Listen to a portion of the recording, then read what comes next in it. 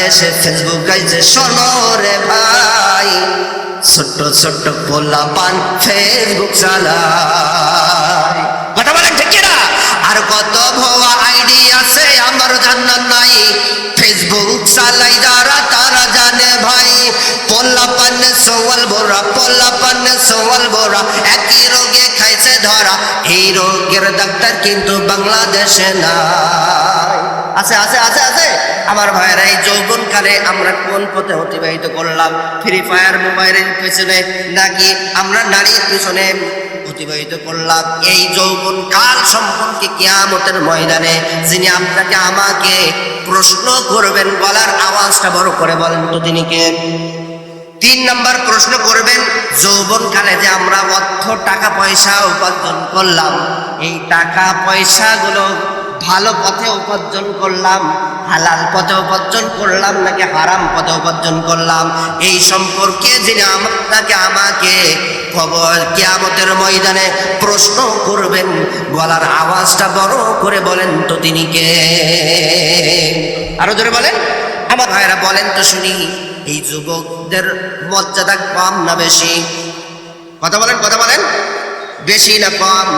আমার ভাইরা, কোনো একদিন নবী মুহাম্মদুর রাসূলুল্লাহ সাল্লাল্লাহু আলাইহি সাল্লাম মসজিদে নববীতে বসে রয়েছেন। ঠিক এমন সময় আমার ভাইরা জিবরাইল আলাইহিস সালাতু ওয়াস সালাম নবীজির কাছে চলে আসলেন। আসার সঙ্গে সঙ্গে নবীজি আমার ভাইরা জিবরাইলকে ডাক দিয়ে বললেন, ও জিবরাইল, আজকে আমি তোমার কোনো কথা শুনবো না, তোমার কাছে 2টা প্রশ্ন করব, এই 2টা প্রশ্নের জবাব দিয়ে উত্তর দিয়ে তুমি এখান থেকে চলে যাবে। জিবরাইলকে ডাক দিয়ে বললেন, ও জিবরাইল আলাইহিস সালাতু ওয়াস সালাম, 1 নাম্বার প্রশ্ন হলো, আল্লাহ তাআলা তোমার চোখের ভিতরে পাওয়ার শক্তি কেমন দিয়েছে? কিসের মধ্যে? সবাই যে বলেন, চোখের মধ্যে পাওয়ার শক্তি কেমন দিয়েছে? জিবরাইল আলাইহিস সালাতু ওয়াস সালাম ডাক দিয়ে বললেন, ইয়া রাসূলুল্লাহ, ইয়া হাবিবাল্লাহ, আপনি তো জানতে চান, শুনতে চান আল্লাহ তাআলা আমার চোখের ভিতর পাওয়ার শক্তি কেমন দিয়েছে? তাহলে শুনুন, তাহলে শুনুন। ইয়া রাসূলুল্লাহ, ইয়া হাবিবাল্লাহ, গোটা পৃথিবীতে যখন ঝুমঝুম ঝুমঝুম করে বৃষ্টি নাজিল হয়, ওই বৃষ্টির ফোঁটা কত ফোঁটা পৃথিবীতে পড়েছে, আমি জিবরাইল যদি এটা ইচ্ছা করি সেটি আমি গণনা করতে পারি। সুবহানাল্লাহ। আমার ভাইরা, এখানে যদি এখন বৃষ্টি হয়, যত মানুষ রয়েছেন সবাই যদি আমরা মিলে যদি গণনা শুরু করি, গণনা করা সম্ভব? কথা বলেন।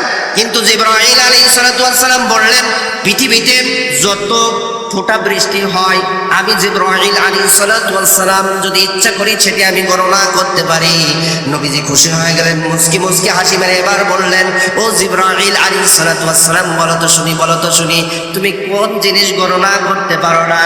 নবীজির সামনে বসা জিবরাইল আলাইহিস সালাতু ওয়াস সালাম বললেন, ইয়া রাসূলুল্লাহ, ইয়া হাবিবাল্লাহ, ও যুবকেরা, তোমরা খরগোশের কানের মতন কানটা একটু উজাড় করো, কানটা একটু খাড়া করো।